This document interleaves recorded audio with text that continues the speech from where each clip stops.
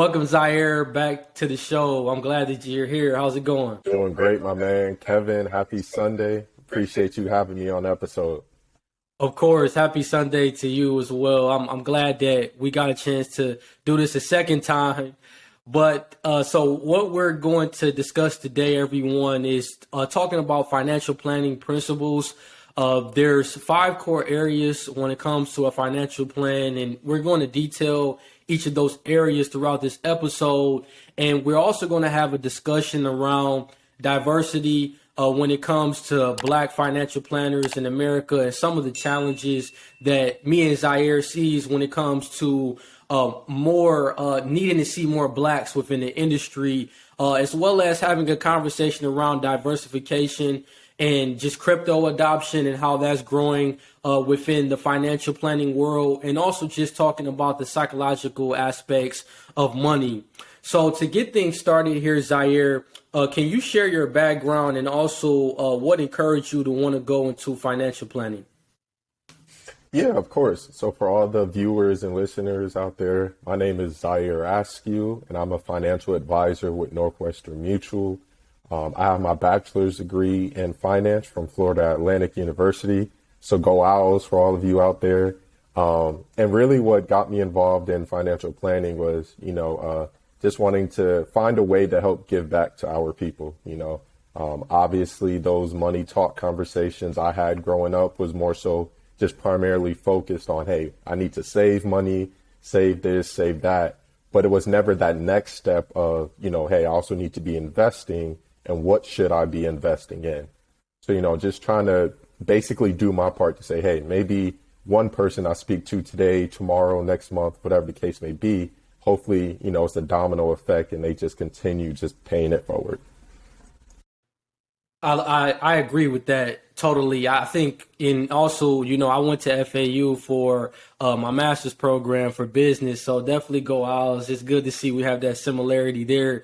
But yeah, I think that for me, I went to the industry because I seen that it wasn't a lot of us, within this industry, and wanting to have these conversations, these fundamental conversations when it comes to having a proper financial plan. So, I think that, that was also what encouraged me and drew me to the industry. Now, before we break down the five core elements of a financial plan, can you kind of just go over why it's important to have a financial plan? Oh yeah, man, of course. And I'm sure we've all heard this quote before, but if you fail to plan, then you're planning to fail. So a lot of people are like, hey, I want to make sure I have money come retirement, or, maybe it's not even financially related. People are like, hey, I want to do this, this, and that, but they don't have the proper things in place or the steps in place to say, okay, how do I get from here to achieving these goals? So I think that's a lot of what financial planning is. It's like, hey, whether you want to purchase your first home, pay off debt, make sure you have money stashed away for retirement, there's steps along the way. So now it's about figuring out how do we make sure we get through those steps.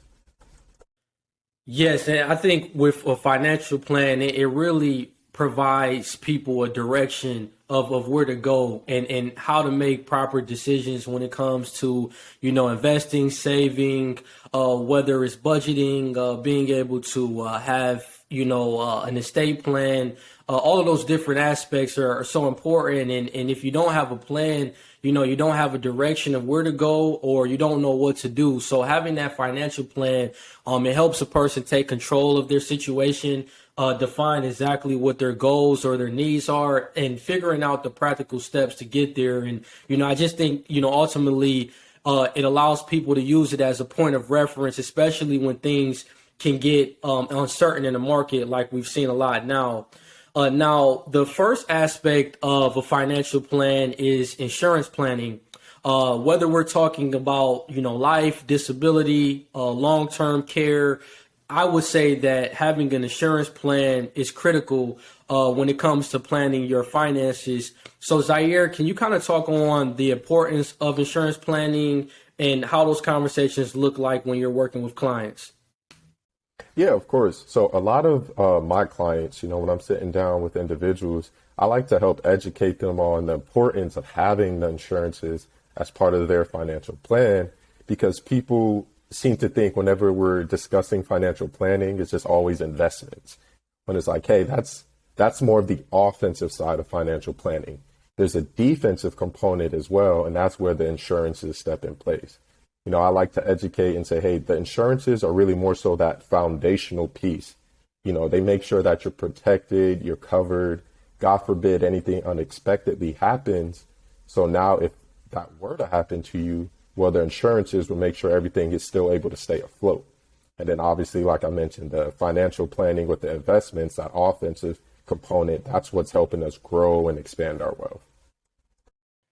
Yeah, man. You know, one thing I think about when you say that is, you know, just defense wins championships. You know, just to put a sports analogy to it, you know, the offensive aspect of financial planning is important, but the defense is just as important, if not more important, because like you said, you have to have that foundation in place to allow you to be able to perform on offense and being able to have the protection of your wealth and being able to sustain your wealth over a long period of time.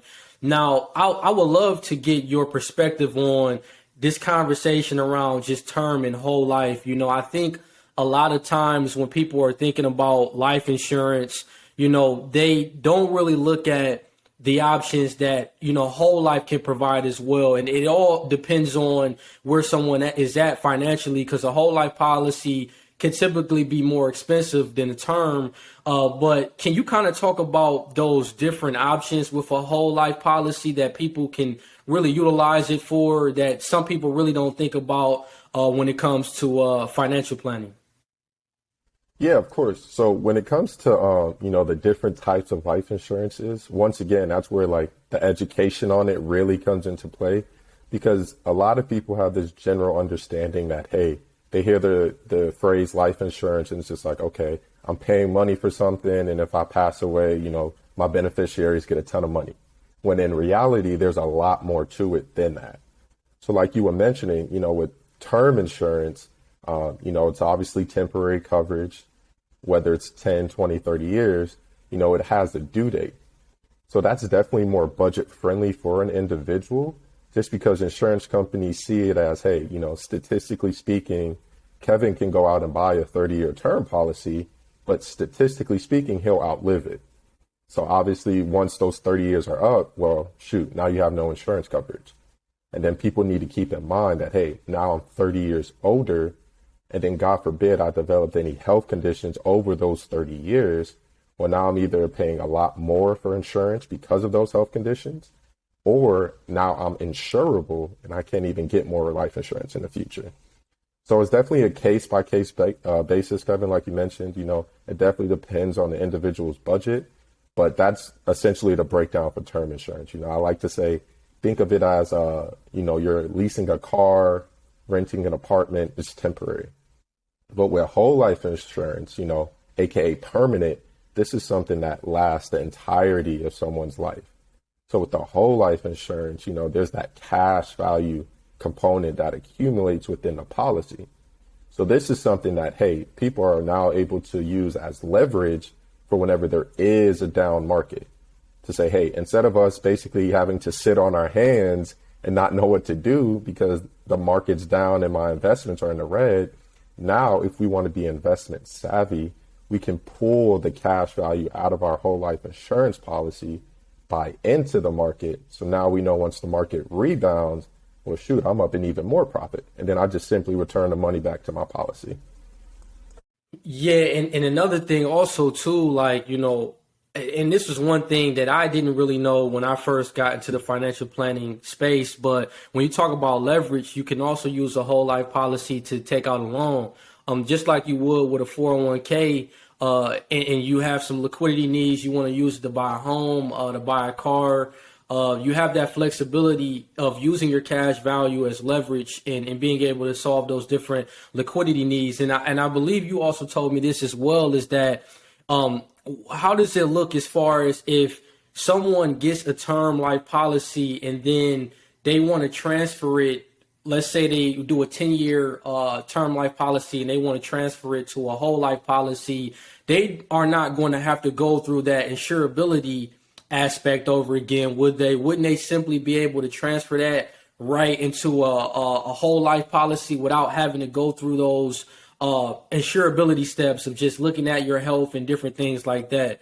How does that Yeah. process look as far as, am I saying that right, or is it different as far as, like, aren't you locked in once you do the term life, and when you convert it over, you don't have to go through that whole process of insurability over again? Yeah, yeah, you're absolutely correct. So a lot of my younger professional clients where, they're just starting out in their careers and, maybe they're not making the money that they hope to as of yet. A lot of what I do for them is, we'll lock them in, like you're saying, with the term life insurance so we can lock in their good health now, lock in their insurability. And then in the future, once they start making more money, they get that pay raise, promotion, whatever the case may be, now they can convert some, if not all of that term life insurance over into whole life, and you streamline the whole process. There's no future medical exam or future medical questions you have to answer. Yeah, and when I think about it, my life insurance policy is with Northwestern Mutual, and I have like a term 80 or something like that, and the way and you're probably familiar, Malik Barber, he's a guy that I have been working with. He's explained to me pretty much the process is when you convert it over to a whole life, you don't go through that whole medical exam process. You're locked in for that period of time. And if you want to convert it over, it gives you the flexibility of that. So I would definitely tell everyone, life insurance is so important. When we talk about insurance planning, this is the most important piece, because if you're not protecting your life, if you're not having beneficiaries that can benefit from you passing away, there's a lot of costs that come to that. And the life insurance is there to kind of help alleviate that process. And I definitely would say Northwestern Mutual is a great company. When it comes to insurance planning, they're one of the largest companies that focus.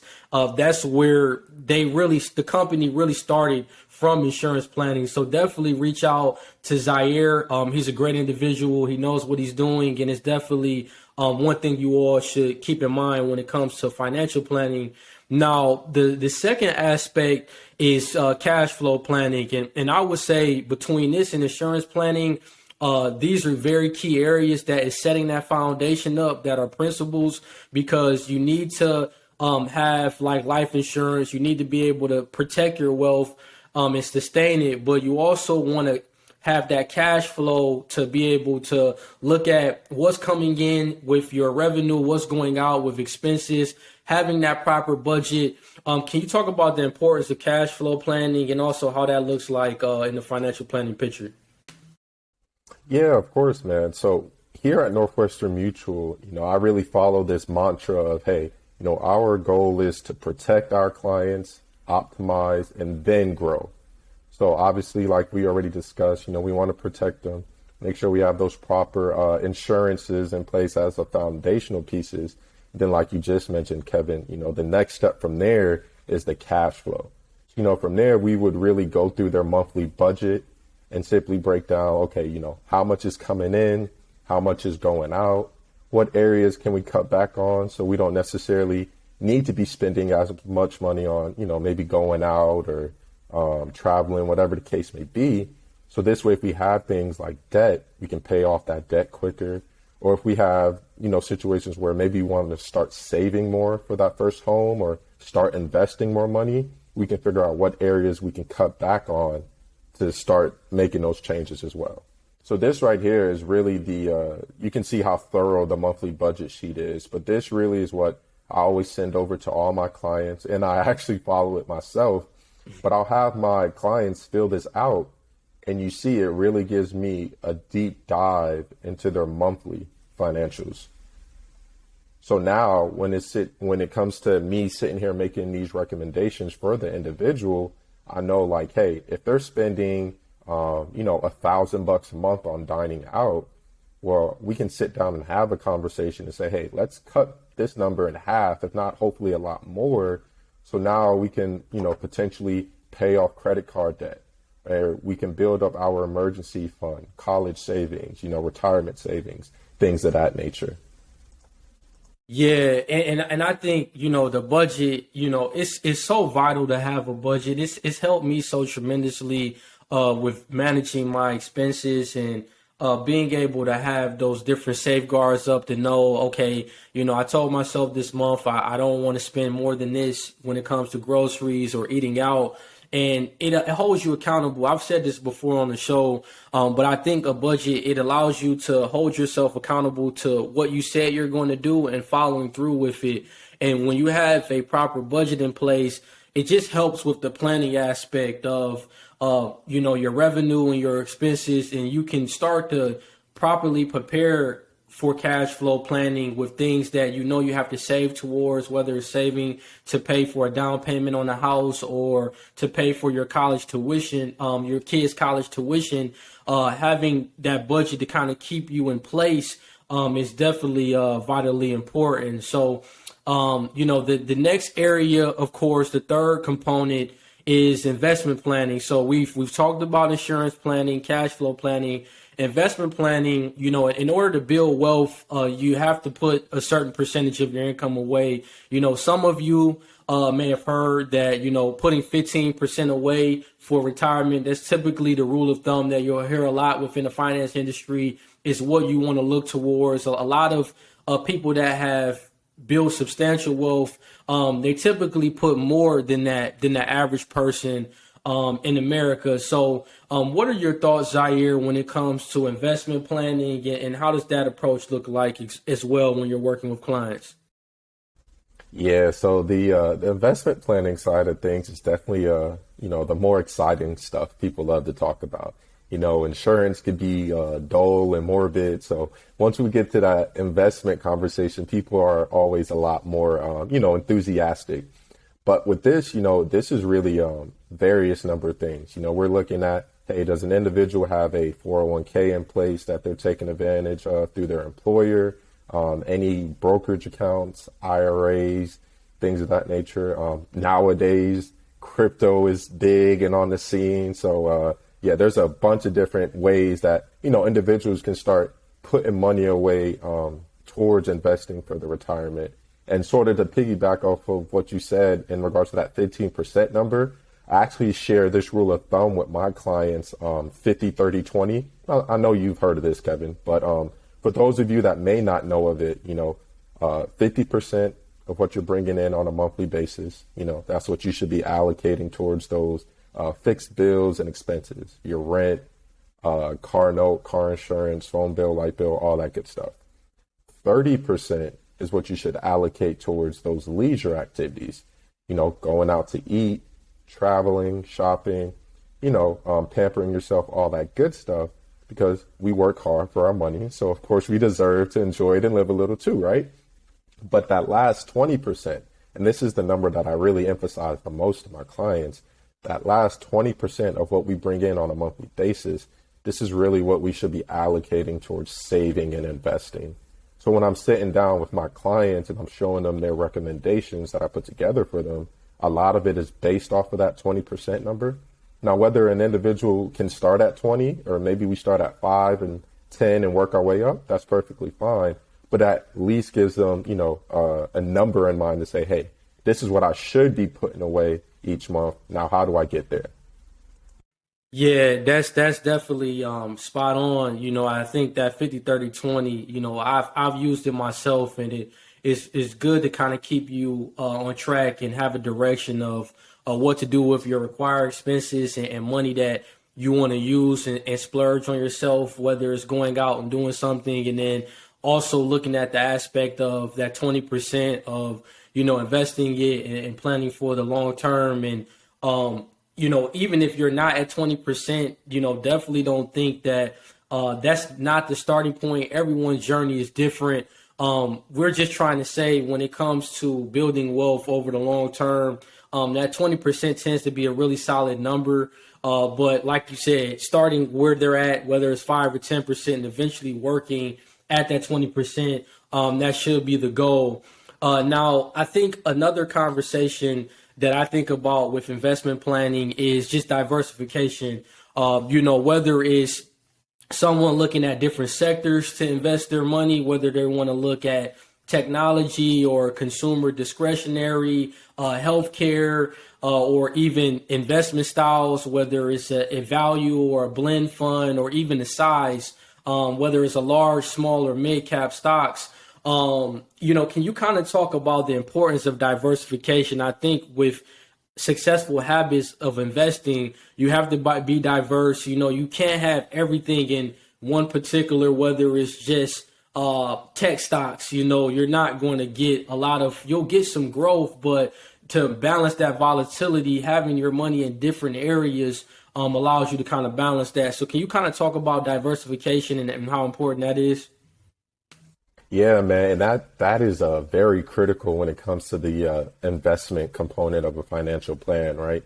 So with diversification, this is a saying that I know we've all heard a million times throughout our lives, but we never want to have all of our eggs in one basket, like you're saying, Kevin, because now we know, hey, if that specific industry, that market, whatever the case may be, if it's not doing well and it's underperforming, maybe it's in a red. Well, shoot, if all my money's in tech stocks, well, now I know I'm losing money. And now I'm sitting there thinking, well, dang, do I cut my losses and sell out short? Or do I just patiently wait and hopefully the market rebounds sooner than later?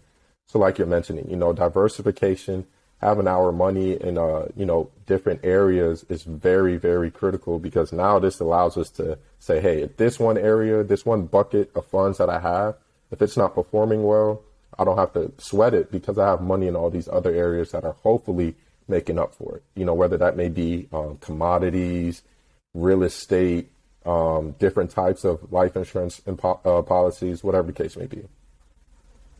Yeah, man, and I think, one thing that is really increasingly becoming more aware when it comes to financial planning is just crypto, and as far as how that's really replacing bonds, when it comes to that overall diversification picture. When we look back 10, 15 years ago, you always heard the rule of the 60-40, or even more within the last 2 or 3 years, people tend to always talk about the 60% in stocks, 40% in bonds. But I think with everything we're seeing with inflation, with interest rate hikes, it's really showing that the bonds are not really recouping that return of investment that investors have so long expected it to.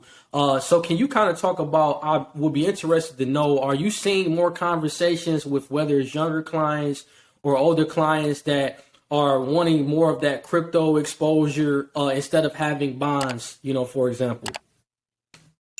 Yeah, it's funny, man, because, a lot of the younger individuals and clients of mine that I'm coming across, like you're saying, they're very eager, very amped up to have those crypto conversations, because they see it as like, the next internet boom in a sense. It's like, hey, I need to get in on this. There's a lot of money clearly people have made, so they don't want to miss out on it. And then with the older clients as well, it's sort of like almost 50-50 in a sense, where a lot of them are just like, hey, that's just too uncertain for me. I don't have enough information. There's not enough track record, enough history for me to really put money into it. And then there's others that are like, hey, I don't know what this is, but everybody's talking about it. So, they feel like they don't want to miss out on the next wave as well. So it's like, it's hit or miss. But a lot of it is for sure, like you said, the old fashioned 60% stocks, 40% bonds. I think we're in a different era where it's like, it's 80-20 now. And then like the 20 is more so, hey, crypto, and the 80 is in stocks. Yeah. And, you sent me this on Instagram, but, for Fidelity is going to give clients the option now to invest in Bitcoin into their 401k account. So I think that really opens up a floodgate of more crypto adoption, because, from talking to different people within the company, Dave Gray, he's the head of workplace, and he's the head of that department as far as the 401k team.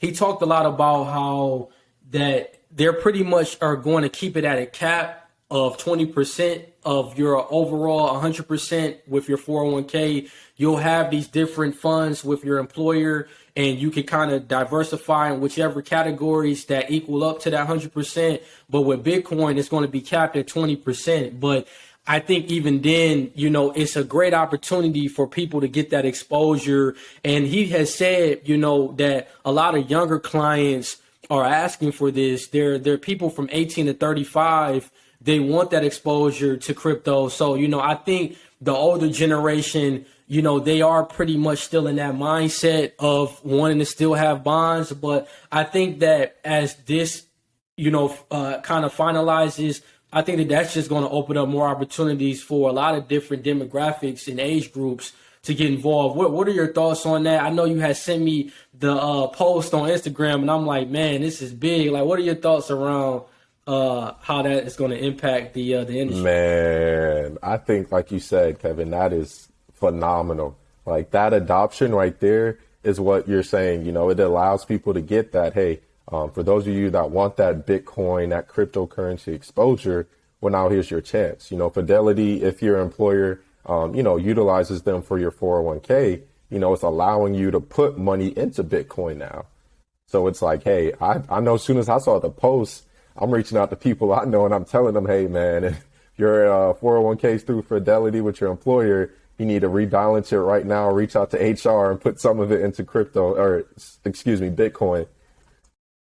And also, I was just listening to some other podcast that Dave Gray was on, and he talked about how this is going to be a digital asset solution. So he said it's eventually going to progress more than Bitcoin. Like, there's going to be a digital asset category within your 401k. And the way I'm thinking about that is that, it's going to be just Bitcoin, Ethereum. There's going to be other assets that are digital solutions, of that diversification element to your investment plan. So I think that that's going to be big, man. And I think, like you said, it just gives people exposure to something that they may have not been educated on before because they just didn't have the accessibility of, going to whether it's a Coinbase and investing in it. I think that this is just giving more it's lowering that barrier of entry where it's making it easier and creating more awareness where everyone can have that exposure to Bitcoin. So I think that that's going to be big.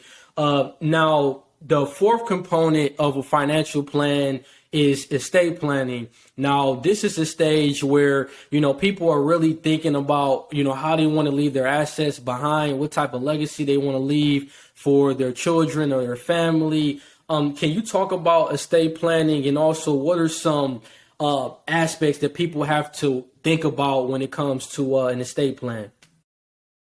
Man, estate planning is very, very, very important when it comes to your overall financial plan.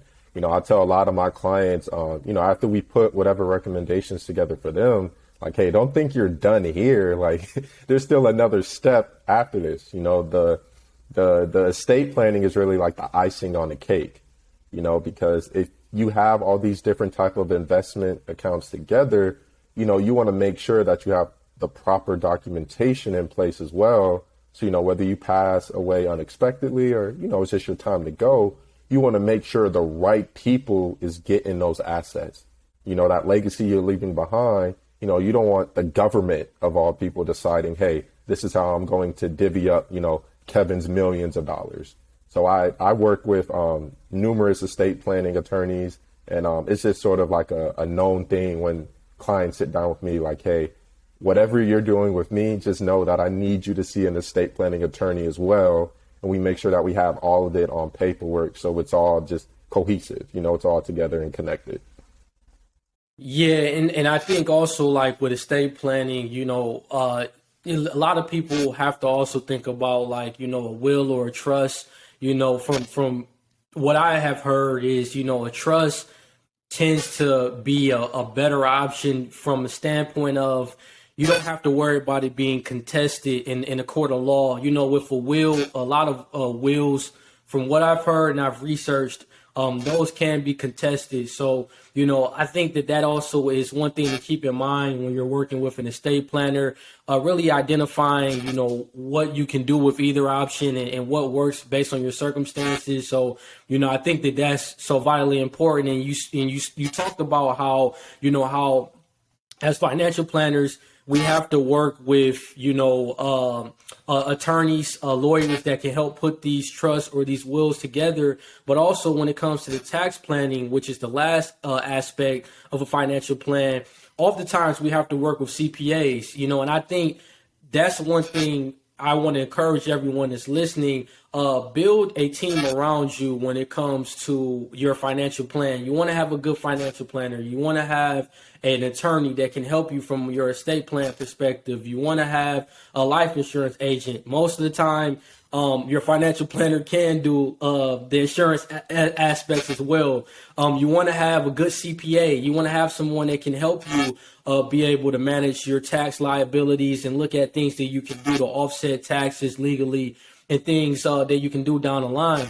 So can you kind of talk about the tax planning aspect and some of the things that people need to think about when they're working with a CPA, and also with the over contributions that me and you have talked about? Just what are some elements that people need to really focus on when it comes to a tax plan? Yeah, man. So like you mentioned, when you guys are sitting down and putting together your financial plan, like Kevin said, you want to make sure that estate planning attorney is in the meeting. Your financial planner, I'm just going to assume, also handle the life insurance for you, and your CPA. You basically want to have that three-headed monster, so this way everyone's on the same page, right? So when it comes to that tax planning aspect, the CPA is really great for that, because like you mentioned, Kevin, it's making sure, hey, legally we're taking advantage of as many things as we can to make sure we're reducing, how much we have to pay in taxes. So whether that's, opening accounts like a Roth IRA, so in the future we can have tax-free dollars available to us in retirement, or for some business owners, who have a lot of income, and it's like, hey, what can I do to sort of show less income on paper so I can pay less taxes? So that's when, utilizing something like a SEP IRA comes into place, where it's like, hey, you can stash away, I don't even know what the number is for this year. I know they increased it, but I believe it's around 57,000. So, they can stash away 57,000 into this SEP IRA, and now that's all tax deductible immediately. So, little things like that is what helps an individual. And then in regards to the over contribution conversation we had, Kevin, this is something I really want people to sit down and even reach out to the HR department and make sure they're doing. A lot of my clients I've recently come across, they're over contributing to a traditional 401k that they have with their employer, right?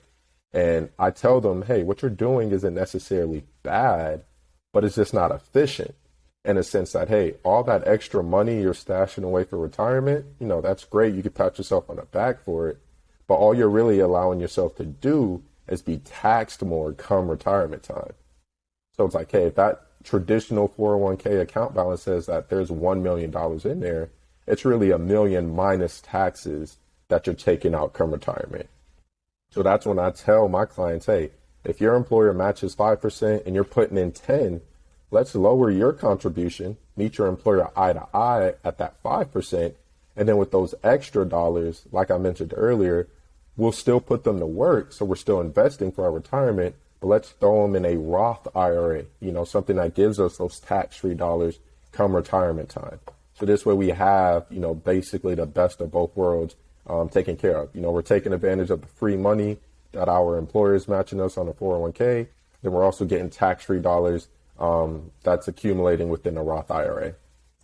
And then just for those that may not know what a Roth IRA is, can you kind of explain like what it is and also why it does have those tax benefits as far as on the back end? Can you kind of explain that a little bit? Yeah, of course. So for those of you that aren't aware of a Roth IRA, it's essentially another investment vehicle, right? And basically the way it's set up is the money that you're contributing into the Roth IRA, it's after tax dollars that you're putting into it. So that's why come retirement time at age 59 and a half, when that's technically the earliest you can start taking withdrawals, that's why those dollars are tax free to you, because it's already money you've paid taxes on that you're putting into it. Yeah, no, that's great. And, I think the Roth IRA, to have an account that is tax deferred, as long as you are, over 59 and a half, and you've had the account for more than 5 years, to have an account where you have no taxes on your withdrawals, and there's no early withdrawal penalty. I mean, those are what we're saying as far as just the tax advantages and having those proper tax planning conversations with your CPA, so you can be able to manage your tax bill and be more efficient when it comes to your investments. So yeah, I definitely think it's vitally important. Now, one aspect of the conversation that I wanted to talk about is just the diversity and inclusion when it comes to financial planning. I think, like we said at the beginning, one of the reasons why we wanted to go into this industry is because we wanted to be an example for our communities, give back to our communities, be a resource in the Black community, because there are not many of us in this industry. We have seen, some improvements over the years, but we're in an industry that is predominantly white males that are financial planners. And even when you start talking about additional certifications, such as becoming a certified financial planner, I was reading how 2021, they looked at the statistics, and 83% of whites have CFPs, and then only 1.8% of Blacks have CFPs. And this is according to the Certified Financial Planner Board of Standards. And this includes a total of 92,055 CFPs in America. And just to equate those percentages, 83% is typically 76,435 white financial planners in 2021. And then with Blacks, it was only 1,600. And with Hispanics, it was only about 2,500. So there definitely is a lot of room of improvement that we have to see within the financial planning space with Blacks. I always just try to encourage more men and women of color to get into the industry, because there are not many of us. And it's not enough of us having these conversations, talking about insurance planning and these fundamental things that people with other ethnicities and other cultures, they have these conversations with their children at a young age. So I just think this has to be more of a prevalent conversation. So I wanted to get your thoughts on those statistics, Zaire, and kind of like, what do you think about when you think of, diversity and inclusion when it comes to Black financial planners in America? Yeah, I mean, to begin, Kevin, those numbers are really eye-opening. It's crazy that literally throughout the whole country, it's roughly only 1,600 Black CFPs. That's a number that drastically needs to change. But yeah, man, I 100% agree with you. When it comes to diversity and inclusion in our industry, people hear the term financial advisor, and like you said, it's the first picture that comes to mind. It's old white dude in a suit. So that's why we need more people of color in our industry, because now when we discuss, hey, we want to find ways to give back to our community, we want to find ways to actually make a change within our community, I think starting with us, having those money talk conversations, like you said, other ethnicities and cultures, they're having as children, growing up at the dinner table or whatever the case may be, so we need to be in those same situations. We need to make these conversations more relevant. And I think that starts with having more people like us in the industry, because now we know how we can go back to our community.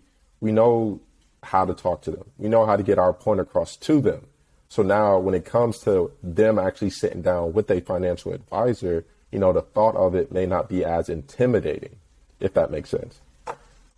Yeah, and I think also, when we talk about the racial wealth gap, I would say one of the disparities of wealth, of why we don't see enough Blacks in America building wealth as like, whites, is because, they want to be in front of a financial planner of someone that looks like them, someone that they can relate to, that can also relate to their situation. And I think that that's also the challenge as well, is that a lot of, black families may not want to, they want to be in front of a black financial planner, but there are not many of us in the industry, and people have these pre-existing notions of, well, the stock market is there to take my money, and it's a white dominated industry, and there's no benefit for me to want to work with someone when it comes to building my finances. So I think that disparity of the wealth gap, if there are more of us in the industry, there's more people of color that can come to someone and say, that person looks like me. That person knows what I'm going through, and they have my best interest at heart. And I'm not saying that there are tons of great financial planners out there that are white planners that have their best interest. But what I'm trying to say is when we talk about the wealth disparity, that's also things that I know that comes to people's mind, where they think about, this. I don't see many of these people that look like me in the industry, so I don't want to be a part of having this conversation. So, I think us being the change that we want to see, is great that we are in the industry that we thoroughly enjoy, and that we're helping people and wanting to have that impact and change. So, yeah, man. Yeah. And to piggyback off of that, I've actually had recently, individuals reach out to me specifically to work with me because of, my skin tone. Yep. It's like, hey, I want a black financial advisor. Yep. Because like you said, it's, I guess, less intimidating. Maybe we speak the same language. We just know how to get our points across to one another. So it's a lot more comfortable for them to have that money talk conversation. Yeah. It's funny because literally when I did my taxes this past year, I specifically worked with a black tax advisor, and I told her, I didn't say this was the only reason, because she was very intellectual. She knows what she's talking about. But I told her when I was looking, I wanted to have a black tax preparer, because I just believe that it needs to be for us, by us. We have to continue to build our ecosystem, because there is already a lag and a disadvantage when we look across the board, whether it's the wealth gap, whether we're looking at, just the diversity issues that we see with blacks and whites within the financial planning industry. It needs to be more of us working with each other. And that's why I think that a lot of people want to work with a black financial planner, and the numbers are getting better, but we're very far from where we need to go.